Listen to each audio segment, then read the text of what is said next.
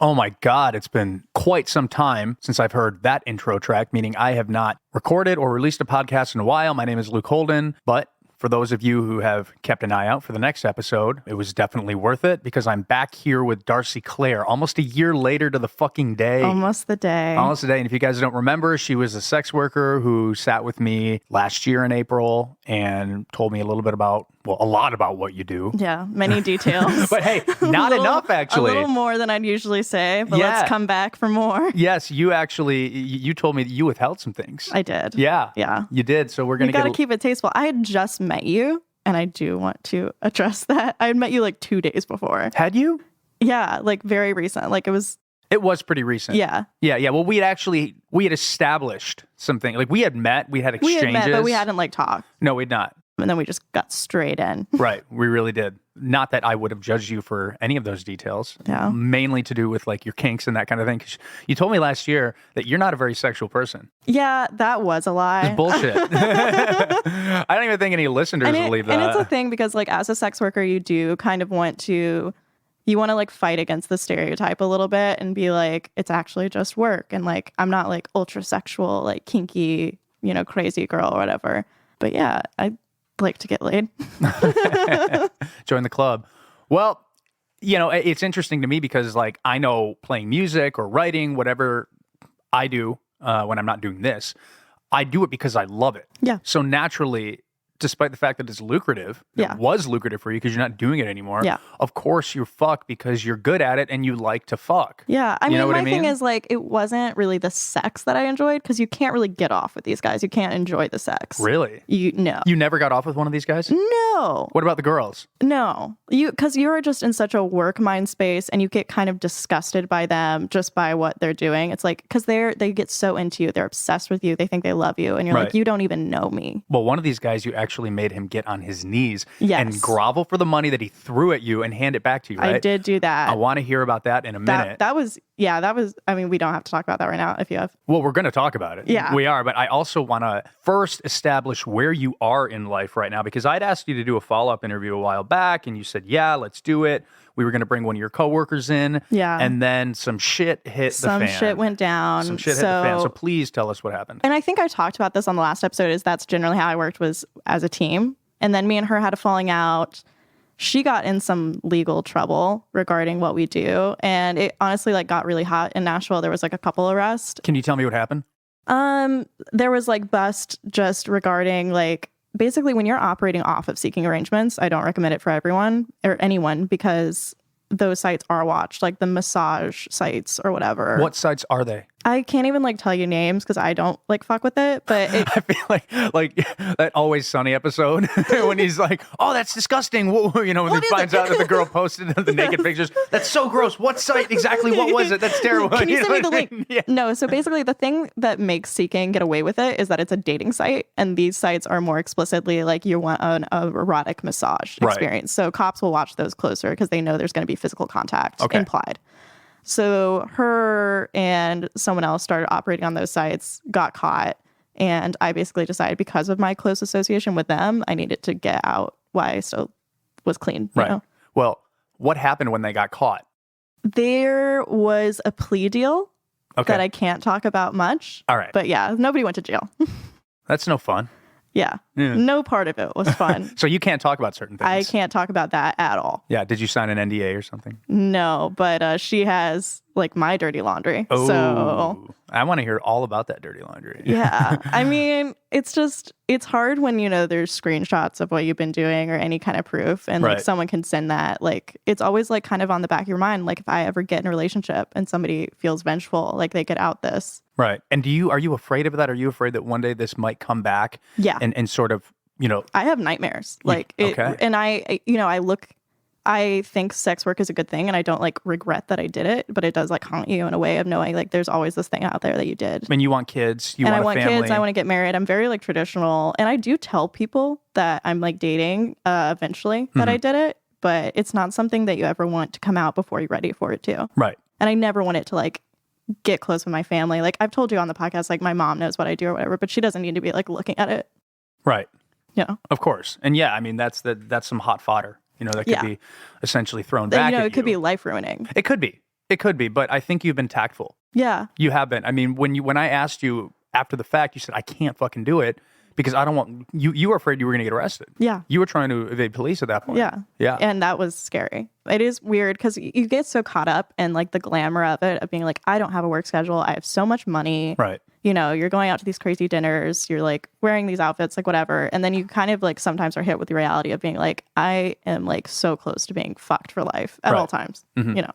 I mean, fucked on a daily basis. Fucked on a daily basis and fucked metaphorically. Right. And so you're since retired.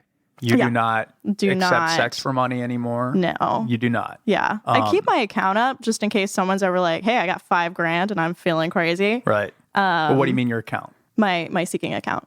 Okay. Is this like social media? Seeking Arrangements is the site that you use to find clients. You do. So you haven't totally closed the door on I that. haven't closed the door. It's kind of a thing because I quit because of the legal issues and I was also getting more serious about dating. Right. And then I just kind of realized it like wasn't like hashing out. So I was like, whatever. It's not like as intense, especially getting away from that coworker, like her drama's gone. I'm not seeing anyone. So it's not like a closed door, but I would rather move on. Sure. And yeah, I mean, the legal stress is just like too much. Well, I remember you saying last year when we talked, I don't know if I already said it, but we are a year and 1 day later to the day that we had the interview, which blew my mind. You and I ran into each other the other night and we said, do you want to do this? Yeah. You said yes. And it just happened very serendipitously. So this is really cool. It's very lovely. We are in a different location right now. I don't know if I'm allowed to say this, but the guy whose room we recorded this in is sitting here right now. Yeah, that was weird. That's what I was saying where I was like, I just met you guys because I had really just met you. And then I was like at a house with all of you. And I was like, well, I used to be a hooker. Nice to meet you. Yeah. Well, at the time you still were. I still was. You still were, which was great. And since then, it's funny because we've become very good friends. We've spent holidays and birthdays together, all of this weekends, stuff. I wanted to spend Christmas with you guys, but I was working. I couldn't do that. That was sad. There was like nobody around at Christmas. We had like a weird, we stayed at my house and like didn't leave for like a week and like tried to make a band. That's pretty much what everybody was doing in quarantine. Exactly. Yeah. Yeah. So, all right. All of this is essentially in the past for you. Pseudo, because you still have your account up. I still have my account. I consider myself retired. Okay. It's just, I definitely reacted very strongly when it was like out of fear. Right. And now I'm more like, it's like a gently closed door than like a panic, like, holy shit, I need to erase everything. Well, I want to know because last time you said, I do this subtly. I, will cold approach guys, or there was a term where you meet them in the bar, cold call, Pretty Woman style. Or you will approach them on social media. You will approach them on dating apps. Yeah, or you wait for them to approach you. I have done the dating app thing. Seeking is mainly my go-to because it is the people there know what's going on. Okay. And it's hard to sell an escort service to someone that doesn't know they're being offered it. Right. It's just not usually something that's on someone's mind. So Seeking, there's good terminology. Usually what I would say is like, I'm looking for something casual, fun, mutually beneficial. Right. So easy. So something subtle like that. Yeah. Okay. It's funny because I'm on Hinge. I use these dating apps, and there have been times when it's like, oh yeah, let's, we hit it off. And I mean, sometimes there are definite telltale signs. Terms. Yeah. There are telltale signs. Yeah. Without a doubt. And then of course it's been in the back of my mind where it's like, this girl could be a hooker. Yeah. And then, we'll exchange numbers and we'll get to talking after the fact, and then boom, like, all right. So she outlines how much it is. She said, this is what I do. And I'm like, I'm sorry. Yeah. Like, I mean, this is why I should have seen this coming. It's not worth it to do the cold calling thing because you're probably not going to convince them, especially like you're a younger guy. Like, let's be real. This is not what you're looking for. No. And I mean, I could make a joke about me still being a virgin, but our sound guy, Tony, actually fucking believed me for quite some time. Yeah. Look at him. There he is. Come on. I said something the other day, a few months ago. We were out at the bar and he's like, wait, I thought you were a virgin. And I'm like, what? And he goes, oh, I never really said anything, but you always say it on the podcast with your guests. And I'm like, oh, good for you. I can't make that joke anymore. One, because the truth is out there. Yeah. And two, because I don't want people thinking I'm a virgin. There's no shame. No. I mean, luckily I don't have to find out myself. But so here's the thing I was curious about going through this process. Let's say, you are seeking a client or a client is seeking you. What are the telltale signs that person's a cop? what is it when it comes to entrapment or all of these terms that people hear? Like, if you were to say to somebody, have you ever had to say, are you a cop? If I have an inkling, I'm not even going to talk about it. What's an inkling? What does that look like? Them not wanting to meet in public first. Towards the end of my career, I really wasn't wanting to go on the dinner dates as much anymore. I was just bored. I wanted to like cut and dry, make my money, go. But you'll want to at least meet in the hotel lobby. And a cop is someone who wants you to go straight to the room, not like have a scene in a public place. And then them not discussing any physicality at all. Like they're like, oh, like let's go on a date. I want you to come to the room. We'll have So they don't fun. want to incriminate themselves. But they don't want to be saying like, this is what I want to do to you. Yeah, like I don't client, want to bend you over and fuck you. Exactly. A normal client will be like, I want you to like give me head. I want to do this and this Sure. and this. They'll Have be you very ever asked explicit. for them to send you pictures? Oh, every time. Really? You need to know like what they look like. And usually there's like tricks. You'll be like, I need you to send me a selfie at the hotel room you say you're in right now, holding up 3 fingers, something like that. Okay. So you've gotten a lot of dick pics in that way. Yeah, sometimes they'll send dick pics. A lot of the times, I mean, Seen some ugly dicks? sure, yeah. There's like etiquette. It's like they know that you're not like really wanting them. They're hiring an escort. Right. So they're not really trying to turn you on. They understand that you don't care. Sure. Sometimes they don't, but most of the time it's very like cut and dry. Okay. So you have essentially seen writing on the wall, faint writing on the wall that you have turned away from. Yeah, there was one time I was working and I was supposed to be seeing a regular of mine. I hadn't seen him that many times. I think I'd seen him 2 or 3 times. And then with my coworker that I always worked with, and she dropped out last minute. And I really didn't want to burn that bridge with him. So I last minute called another girl that I knew. And we go, and then we go up to his hotel room, and he's sliding his key card for the room, and it's not working.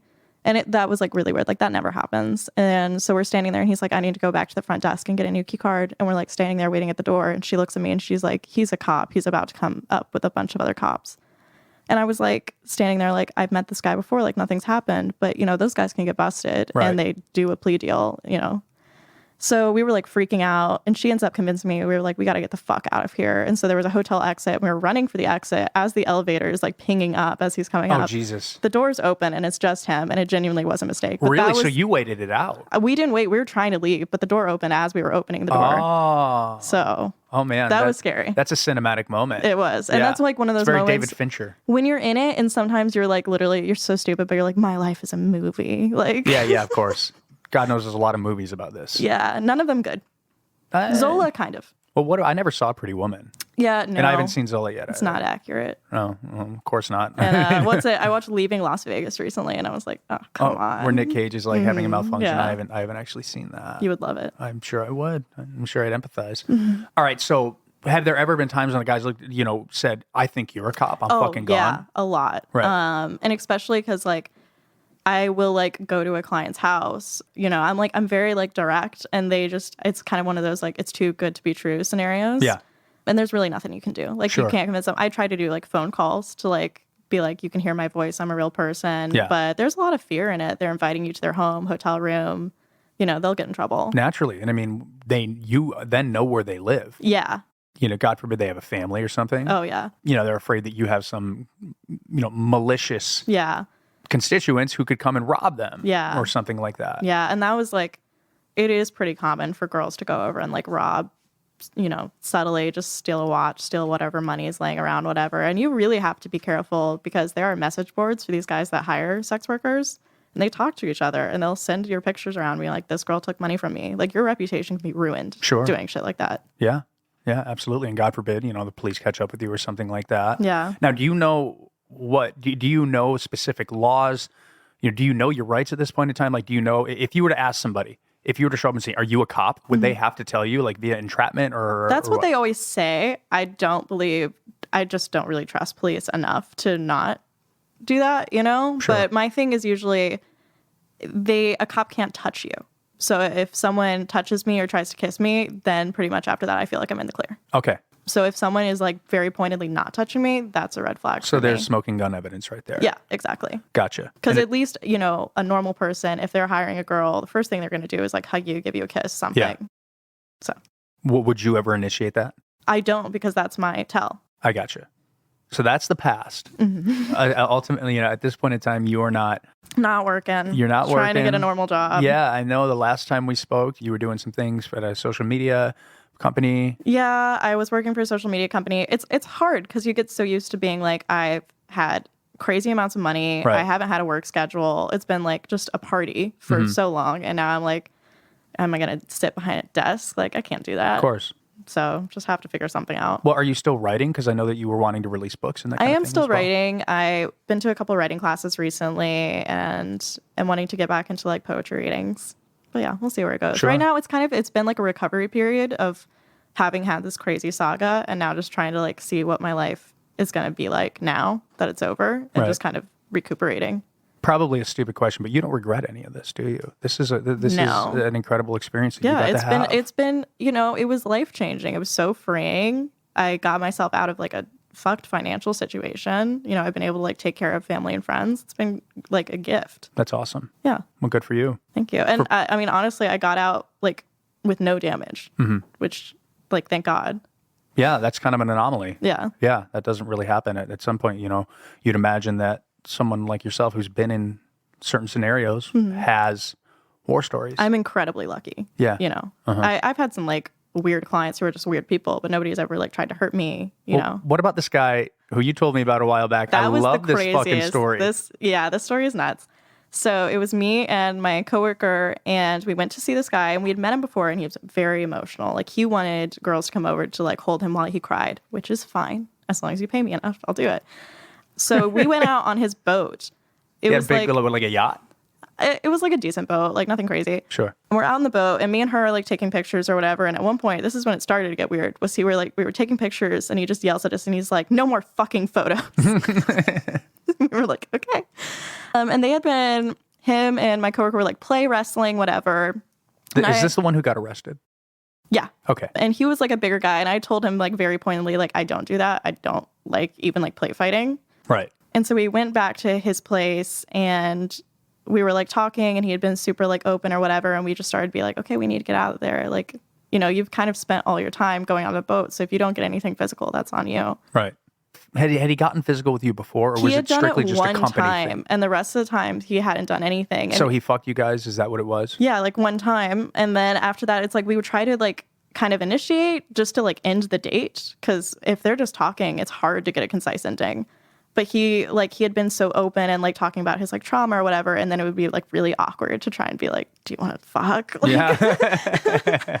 So yeah, we went back and we were like, okay, you need to pay us. And he just like looked at us, and he was so drunk. He was a raging alcoholic. And he was like, what the fuck am I paying you for? And we were like, well, like our company, I guess. But they Company, keyword yeah, funny guy. So yeah, him and my coworker got in a screaming match. Like, it just like escalated really quickly. And he ended up taking the money that he owed us and throwing it at us. And I decided like we're gonna do like a good cop, bad cop thing. And I tell her, I was like, you need to get the fuck out of here, to my coworker. And then I'm like looking at him, and I was like, you've spent all this time talking about how you're such a good man and you just want to take care of people. And I was like, you're not showing me that kind of man that you want to be. Sure.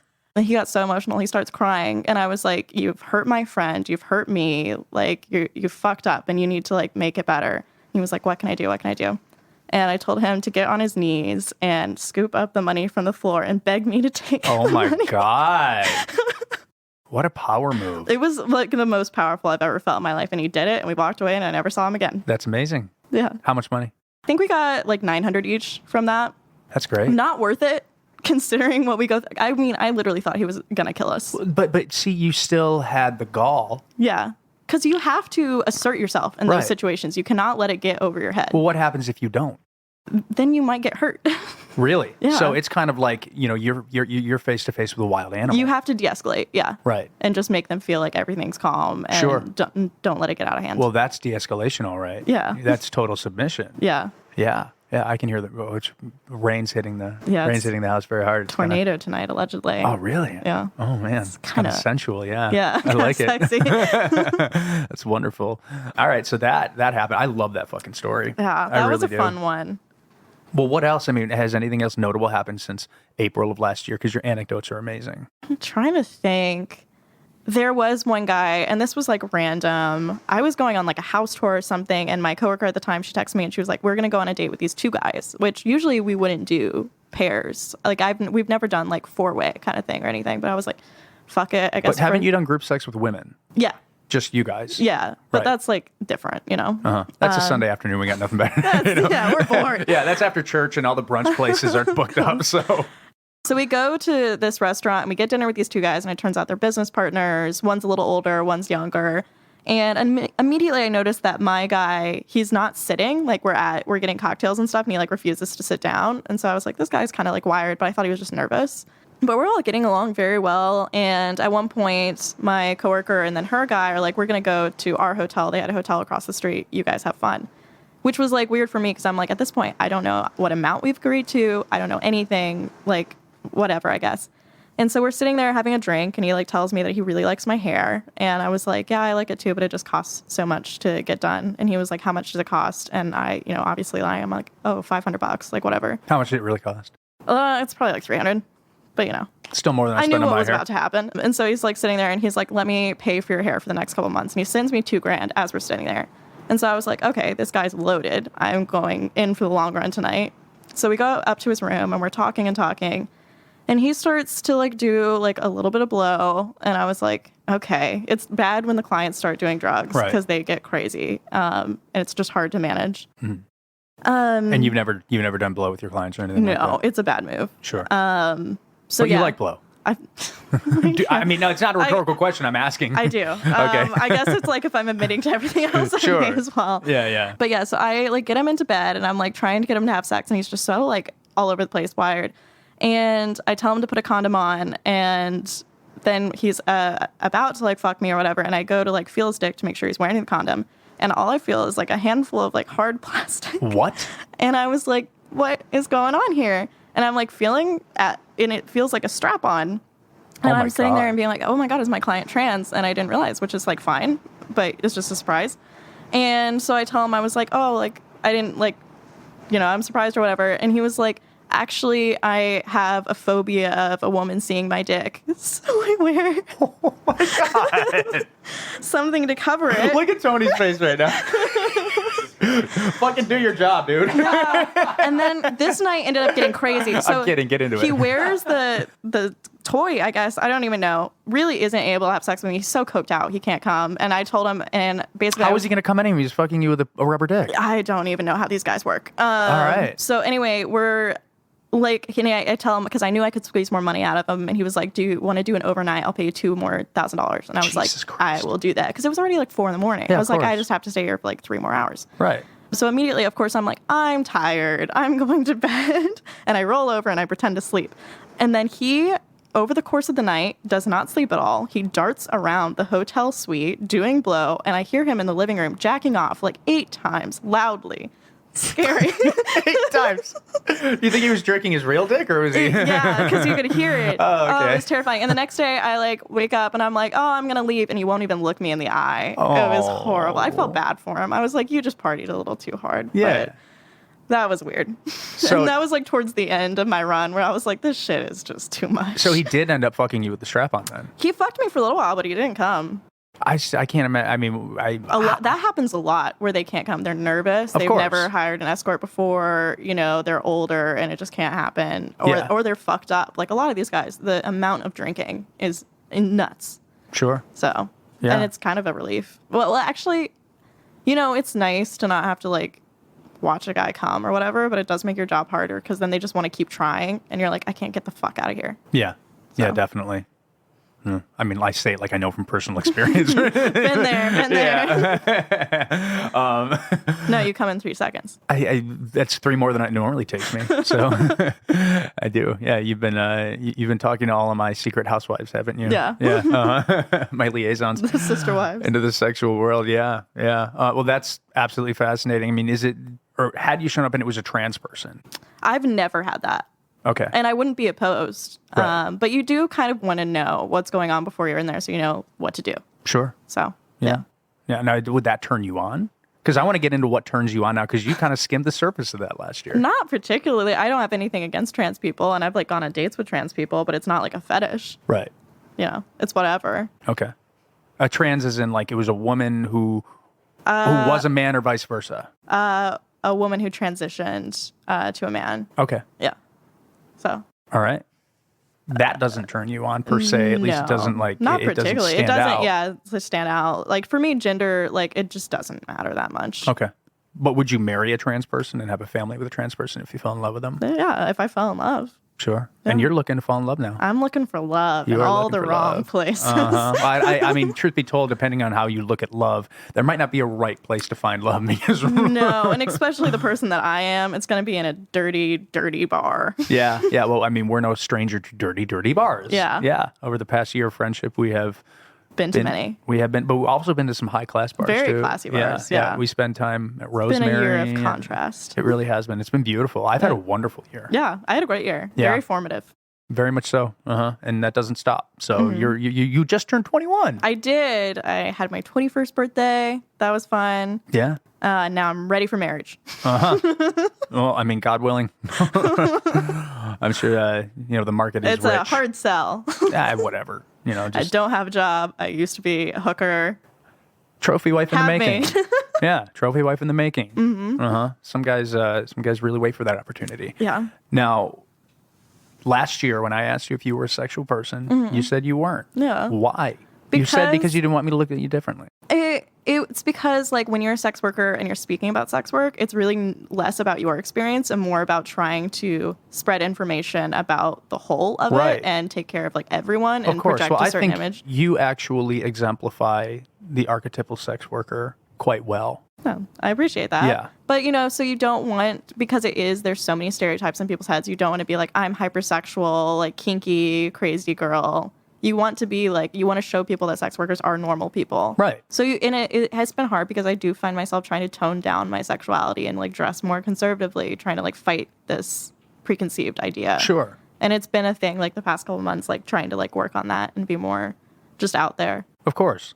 Yeah, especially when you're trying to find marriage. Yeah. Although, usually when you're looking for marriage, you shouldn't bring up kinks immediately. I mean, I don't know. You think about marriages tend to fail. They really do. So maybe if there was a little bit more kink in the equation, that's true. Then all would be There's nothing like well. rough sex to bring people together. So you like rough sex? Yeah. You do? Yeah. What is rough sex? I don't know. I like to get hit. You like to get hit? Yeah. Really? Just like fucking smacked across the face? Yeah. I mean, obviously there's like a line between like sexy hitting and like this guy's beating my ass. Right. But yeah, I like that line. Okay. I like something for me, my turn on is power dynamics. And I like that like fight kind of thing. I like to just like see who wins. Do you ever win? I have. Oh, really? Yeah. And I'm not like, I'm like a dom or whatever, but sometimes it's fun to It just like turns into a grappling match in bed? Yeah. It does? Yeah. Okay. Who wins and what do you win? Usually the guy wins and you get laid. You win the first orgasm? Is there some kind of like... I actually don't orgasm. What? Yeah. We can talk about this. I've never had one. I've never had an orgasm in my life. You've never...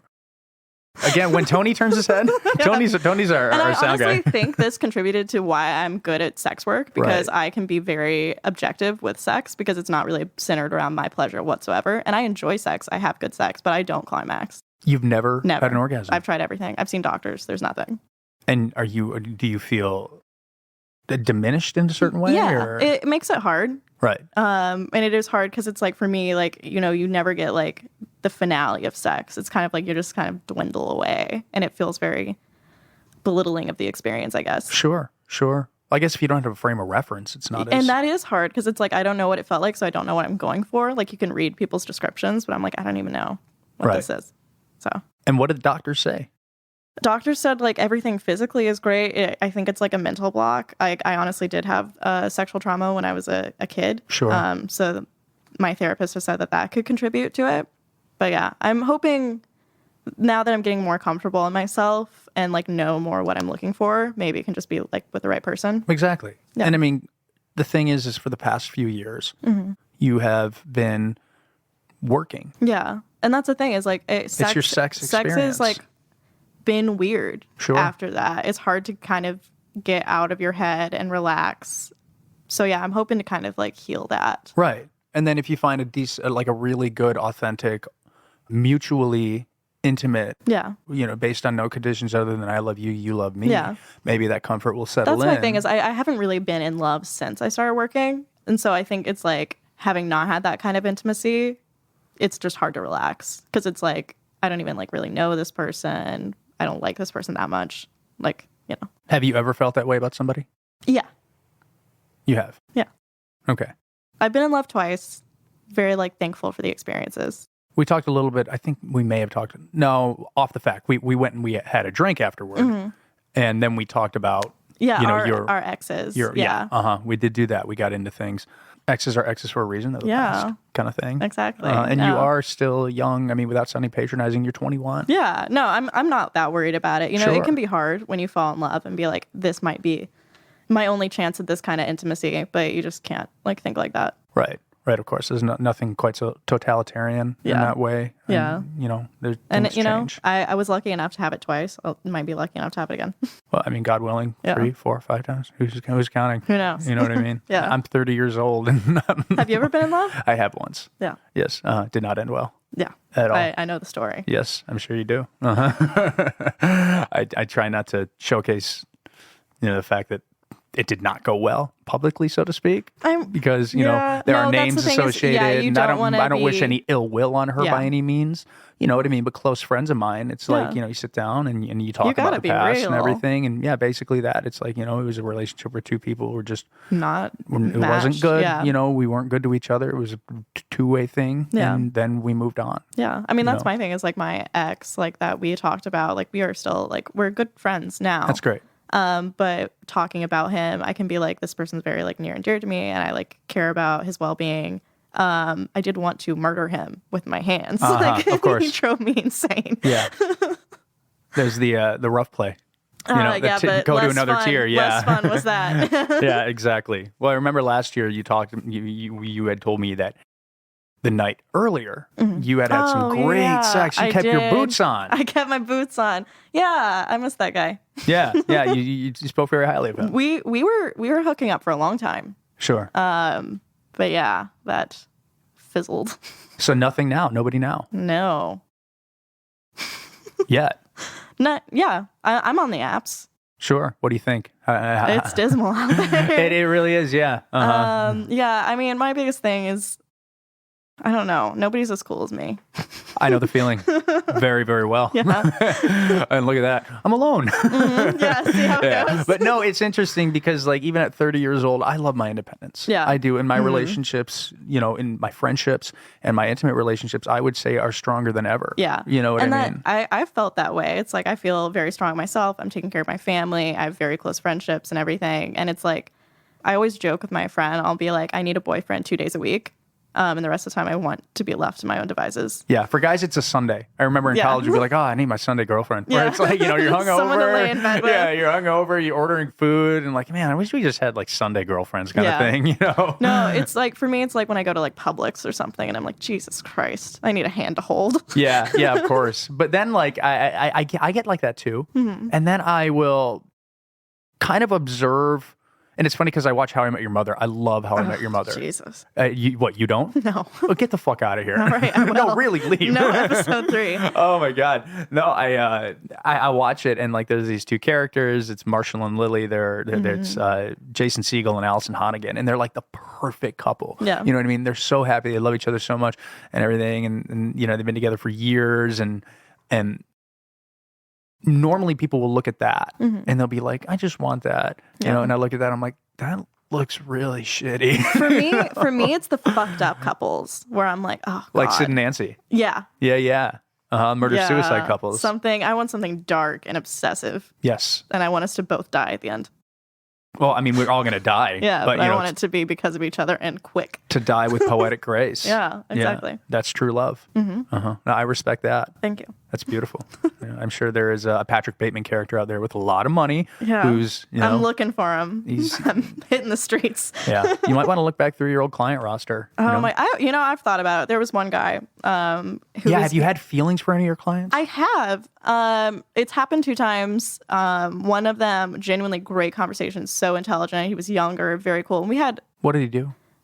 Finance. Sure. I don't really get too far into it. But we had just such great chemistry and the sex was like really good and he would acknowledge it. He was like, I wish we hadn't met through the site because like this could have worked. And I'd be like, yeah, but it is what it is. And the other time was an older guy. He was a lawyer. And how old?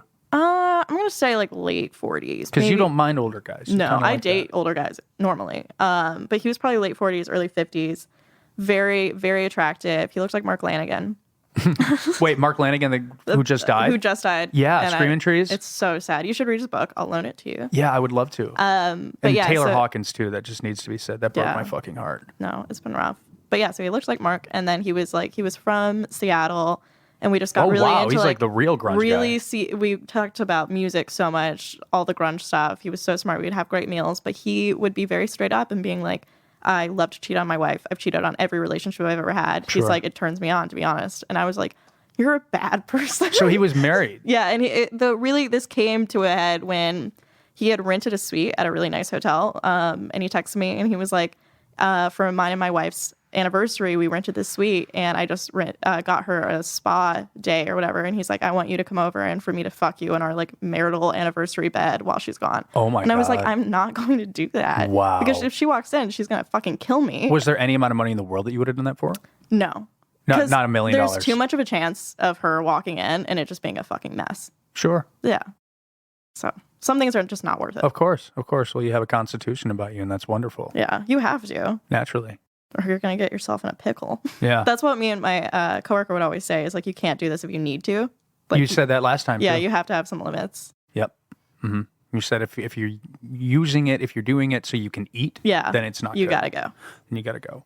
So this guy, the one who was married, obviously no future, but Yeah. you did care about him. What Yeah, I about the cared. other guy? The other guy, there could be a future. He's young and single, but you just can't ever go back from that dynamic. You don't think so? No, and it's just knowing like what he's like willing to do. And I really don't like when men are kind of guided by their sexuality. Like I Sure. like men to be sexual, but I don't like the idea of like a man I'm with having been so like needy for sex that he would pay for it. Sure.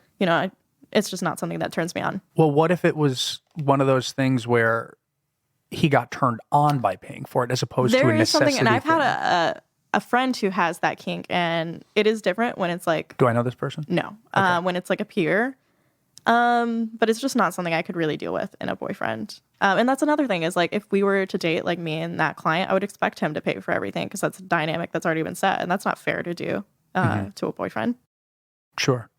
So nothing. They can't go back for that. Yeah, no. You wouldn't call him. You wouldn't say, "Hey, let's." No. No. Yeah, it's just unnecessary. Sure.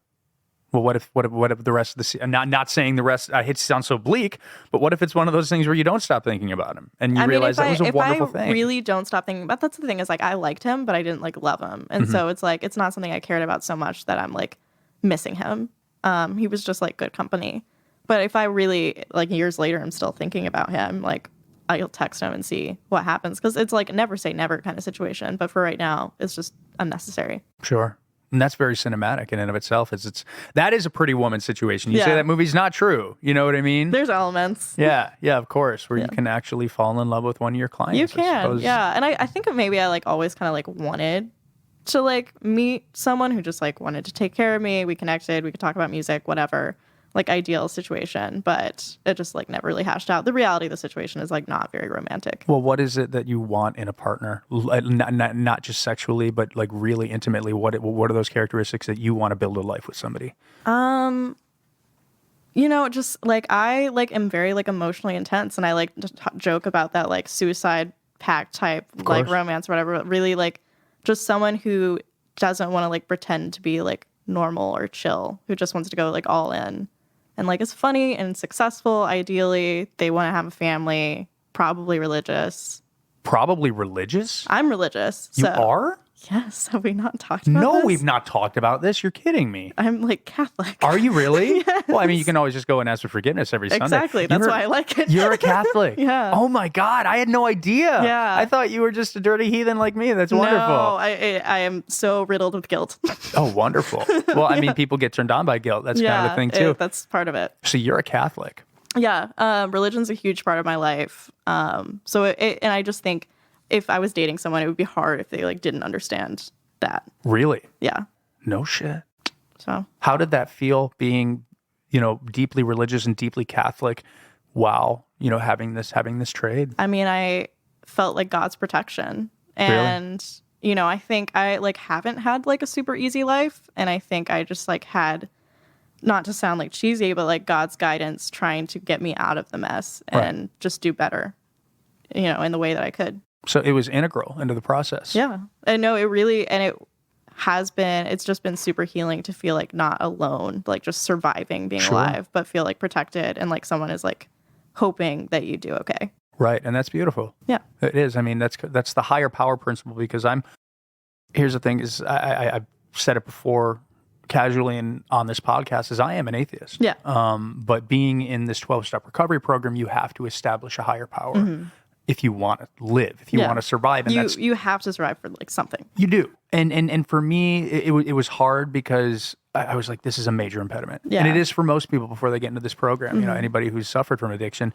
But I guess, fundamentally, the pillars of my higher power, and I'm only saying this because it sounds a lot like what you were just saying, is it's that guiding force for me. It's not mystical. Yeah. It's looking outside of myself and believing that there is a moral compass and solace in things that don't originate within me, primarily within the people around me, that I can call somebody and say, what the fuck do I do? Yeah. And you say, need guidance. And that's why I really resonated with Catholicism is you can't figure out everything by yourself. Sure. And so to have this like structure that's thousands of years old, you can like trust that.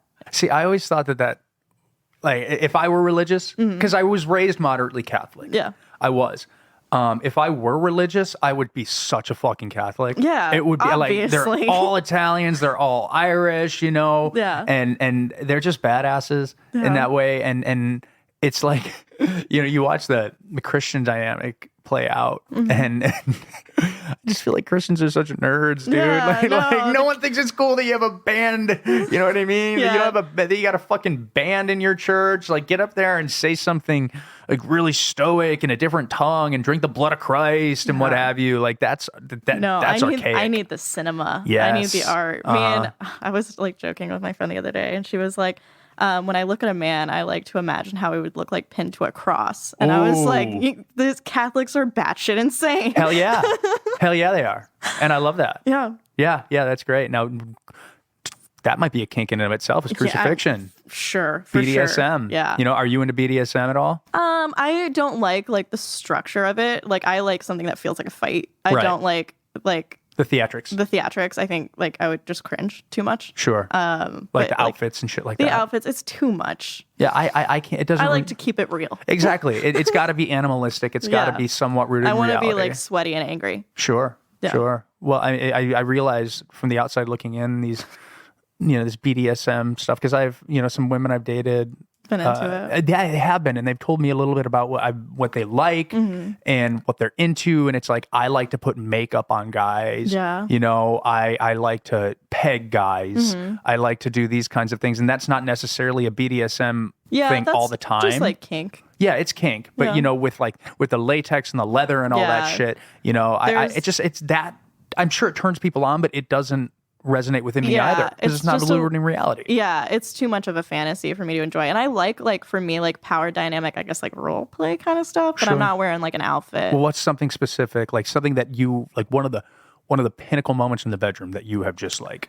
I did have a situation where I was hooking up with a lawyer for a little while. Client or no?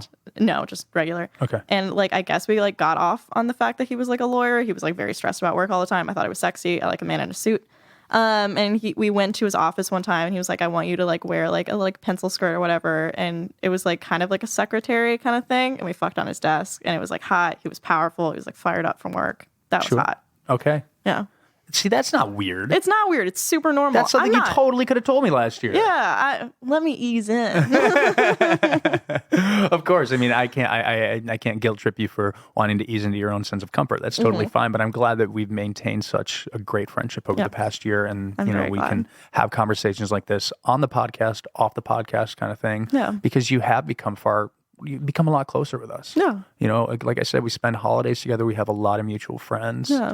I mean, I haven't seen you nearly as much as I'd like to as of late. Yeah, we really have a little family. We really do. Yeah. Yeah. It's very cute. One of whom is over there, asleep on the couch. Yeah. Oh, he's not sleeping. Say hi, Logan. Oh, I'm sorry. Should I have said your name? I don't care. And Tony, Tony can be part of our family too. Yeah. That's fine. No, since last year though, a lot of people have listened to that podcast and they've gotten really into it. I have wondered like what the results were. I never really asked. Oh, you really? We never talked about this. Yeah. No, people really liked it. Okay, they good. loved it, and they all had like the same things to say about you. They said, my sisters love you. My sisters adored you. That's really sweet. Yeah, I remember it was kind of weird because I was talking about my sex life at times. Yeah, I wouldn't be showing that to a sibling. Yeah, well, I knew my family was going to listen anyway, and I just said, maybe listen, at times when I'm not there, or we'll listen to these sections together. Yeah. But my sisters loved you. You've met. I have met. You've met my parents. Yes, and they're so lovely. They're great people. They really are, and they adored you too. That's they really really did. sweet. And my sisters really liked listening to it, and they had questions about you. And always, there's somebody who I'll get a text, and somebody was like, "Dude, that Darcee Claire, she's got a hot voice. Oh, Like she's got a sexy voice." I should do like ASMR. Yeah, you could read erotica. Oh, that is an idea. I could do that. You could do that for money. Yeah. Yeah, that's Concept. actually an opportunity if you're looking for a job. Yeah. And then I used to work at this youth rehab center, and some of these kids would leave the place, and now that I don't work there anymore, they'll You can, like, have contact me. contact, Yeah, they'll just like message me on Instagram. Hope you're doing well, dude.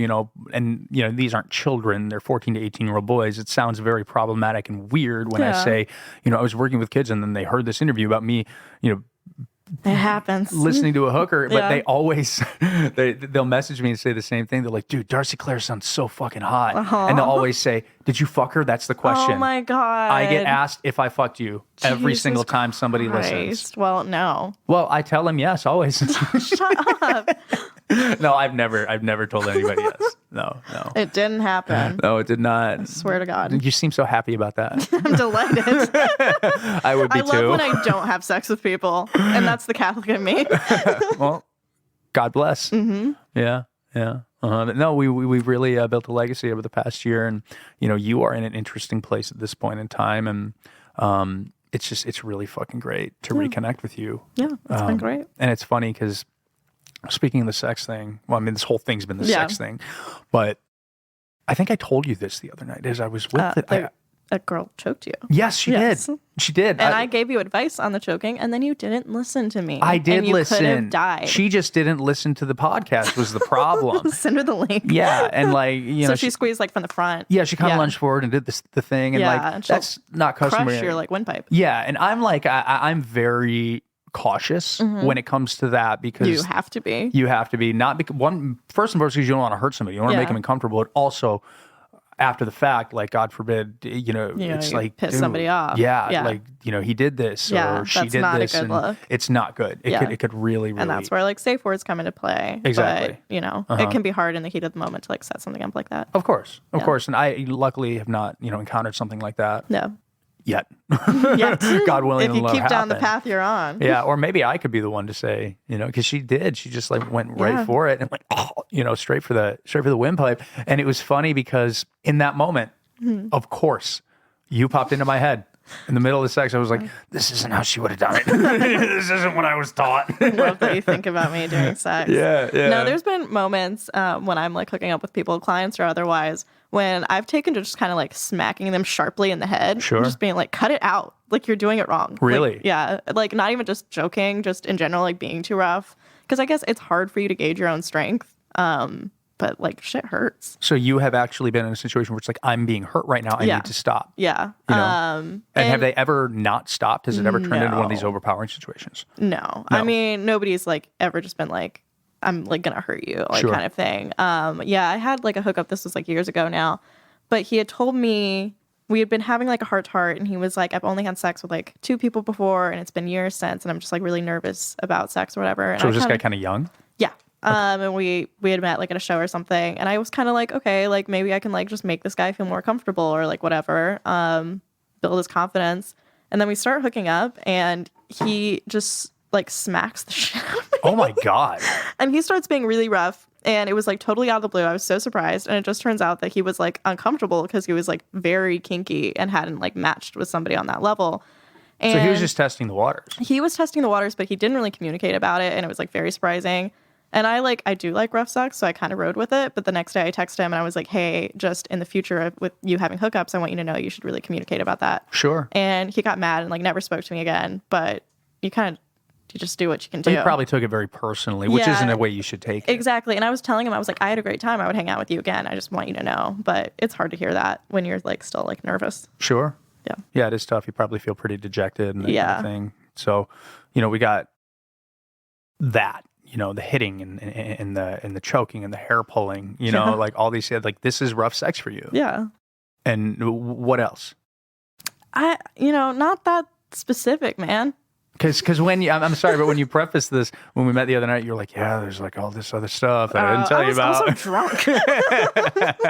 Hey, you were, but you're such a delightful drunk, actually. Oh, really? You really are. I'm a mess. No, you're a beautiful mess. I think I'm very friendly.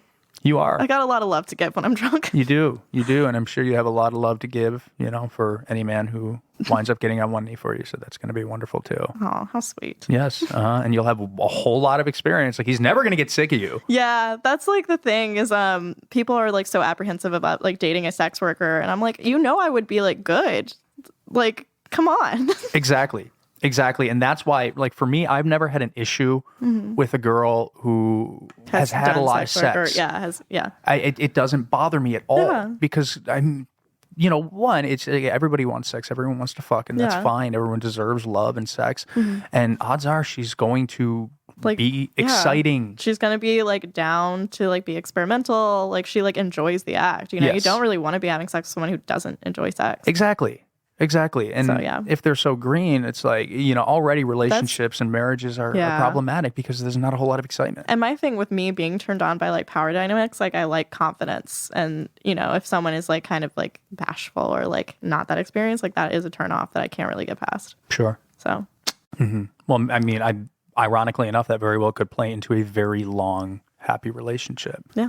Because in marriages, they just don't really last, unfortunately. Yeah. Is that something that worries you? Not so much like I'm going to be too sexual, or maybe this person isn't going to be sexual enough for me. Oh, yeah. No, it is hard because like I do know what I like, but I do have like a hard time communicating it. It's like hard to like ask someone to do something specific. And I think that's part of me is I don't want to feel like I have to ask. Sure. But it ends up wearing at the relationship. Like I've had boyfriends before where it's like eventually I just realized I wasn't happy with the sex life. And you feel guilty kind of being like, I hate that this is the thing. You told me about one actually. Yeah. Last year you did. Yeah. Yeah. Where you were just like, this isn't working. Didn't you say you had kind of a small dick or something? God, I did. That was mean, but I whatever. Yeah, true. Yeah. But he loved to fuck. He had a huge sex drive, didn't he? He loved to fuck. He had the craziest sex drive I've ever seen on a person, and it was terrible every time. And he wanted to do it 6 times a day. Oh, Jesus Christ! I can't do that. That's awful. It was horrible. I was in hell. Yeah.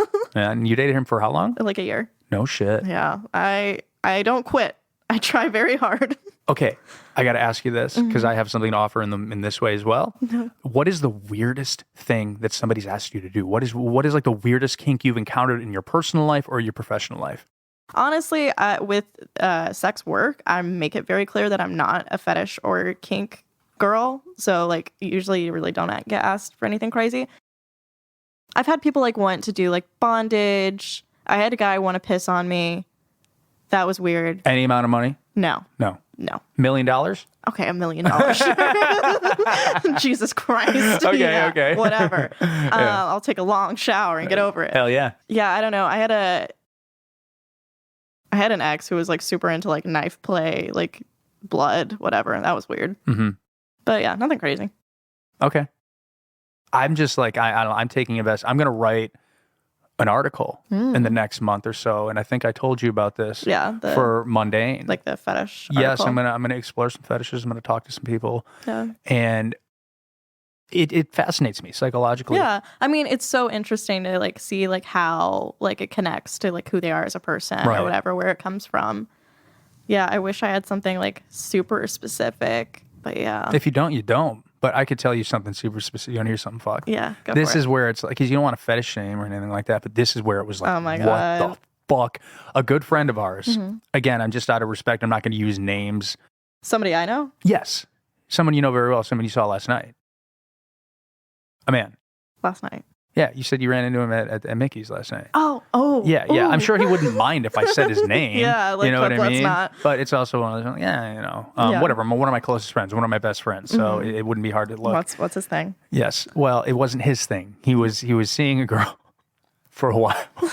not a while. Yeah. I think they long enough. Yeah, they hooked whatever. But he relayed this thing that he had heard about one of her previous relationships. Yeah. Where she was dating a guy for quite some time, a very professional guy, very, very successful, had a lot of money, but he was into something. You've heard of food play. Oh, I've heard this story. Gross. Disgusting. I have to say it now. Oh. Do you remember what it was? Yeah, I do. I'm not going to say it. You go for it. I'd be happy to say it. So you have heard the story. I have. Yeah, where he was really he wanted her to shove various types of food up his ass Yeah. and then force feed it to him. Oh, that's Yeah. so gross. I hear murmurs in the room outside. Disgusting. I know, man. I don't want to shame anyone. Like, No, that's like, they're having fun. yeah, but that's almost It's like not dangerous. for me. It is, yeah. Is there You something could get like sick. when kink goes too far? Oh, absolutely. Yeah. There's serious, there's like amputation kinks. Of course. There's necrophilia. Like, come on. Yes, There are kinks that go too far. definitely. Snuff exists. Of course. And that's the extreme in that way. Yeah. And I always wonder these things because, like, these are very perverse ponderings, where which I'm no stranger to. That's what you should call the podcast. Perverse ponderings. Oh, what was I thinking? Where it's like, can you really change these things about people? Like, No. if they have these horrible things, No, you cannot. any more than And you can I've- change somebody who is gay or anything. No, I've read into this a lot, actually. Like, kinks they start when you're like really little, and some people like argue that it's hereditary, which I personally believe in. So there's nothing you can do. So there's no rehabilitation, even when it comes to a dangerous thing, when it comes to Yeah, a I'm predatory sure thing. there's like pedophiles who don't do it. Like, to a certain extent, you're the one who makes the decision to do the action. Of course. And you can't repress that. But I don't think you could repress the thing that's making you like it. Yeah, I wonder that.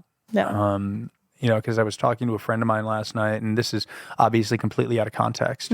He's actually my sponsor. We were doing some 12-step work, and we were talking about the past and what have you, and resentment. And he said something very interesting to me where he said, no, you don't move on. You move forward. Exactly. Yeah. That there's a difference. Yeah. It's semantics. It's subtle, but it's really not. No, this is what I tell people a lot is like, you can't really change the person you are, but your actions you're in complete control of. So that's why I have like a problem with people when they're like, I'm just a bad person in this way. I'm like, you are making the choice to act this way. You're aware of the problem. Exactly. It's lazy. I completely agree. I say that like I'm like a great person or anything, but at least I acknowledge like I'm making a choice to fuck up. Yes. Accountability. Yeah. It's huge for me. I've said this before, when I'm dating women, I've said, probably the thing that really that is most attractive to me is accountability. Yeah. Is a willingness to be accountable. Yeah. Because it's something I've had to learn vehemently over the past few years. Yeah. And that's huge. Yeah, I mean, it's a huge lesson, but it makes it hard to deal with other people because when you're like arguing with someone, I'm like, I'm not trying to change you. I just want you to accept that you made the decision that you did, and I don't want you to be thinking that it was like involuntary, like you can't help yourself. Sure. It drives me insane. Yeah, I completely agree. There's no scapegoating. Yeah. Whatsoever. I mean, This is why we're single, by the way. No one can see us high-fiving. Yeah. Well, so far so good. Yeah. I don't really care. Yeah, but we could talk about accountability in these things over and over again because I don't think that this is going to be a bold statement because obviously there are things that people do that are so atrocious that they're unforgivable. But as it stands, it's like to understand some of these schisms. And a lot of the times with like horror stories, it comes from a place. And you can understand how they got there. Yeah. It's just that they made the decision to Of course. take that step. Yes. Yeah, I mean, and you got to wonder, is there any real stopping it? Because it's like, I don't think that there's really bad people as much as it misses the point entirely. It's people with no self-control. It's sickness. Yeah. It's sick people. Yeah. And that's tragic and fucked. And maybe it's just an occupational hazard of being human. Yeah. I mean, it's hard. Like sometimes I'll like be talking to my friends and you feel like this like kind of beaten creature being alive that just gets worse and worse and it keeps like getting hit. and there's no like ever like totally healing, and it Sure. just keeps getting worse. But there's a certain amount of like acceptance or lashing out that you're just like angry that you like have to endure pain to be alive. Of course. Yeah, well, you seem, I mean, that was always something, you know, that I recognized in you from the start and have seen further reveal itself over the past year of our friendship is, you know, despite being a little bit younger, Yeah. you have a very profound grip on the human condition. You have a very profound grip on just intuition. And I think it's worked wonders for you. I appreciate that. I mean, yeah, I think it's like what allowed me to do what I did for so long was being really aware of people. You know, it will save your life. Yeah. It's a good skill to have. And life is worth saving, isn't it? It is. I'm happy to be alive. Yeah. Yeah. Well, I have no doubt that you will find your fucked up murder-suicide Prince Charming Prince sooner than later. Charming, yeah. And I can't wait to meet him. He's waiting in the wings. He really is. He really is. So, Darcee Claire, thank you again. This is round 2. Absolutely. And this was amazing. Anytime. It was so good to see you. It was great to see you. When Thank you for having me. Of course. Of course. It was my pleasure. And I think now, what do you think? Let's get the fuck out of here and go have some dinner? Get out of here. I'm starving. Yeah. All right. Have a good one, guys. Bye.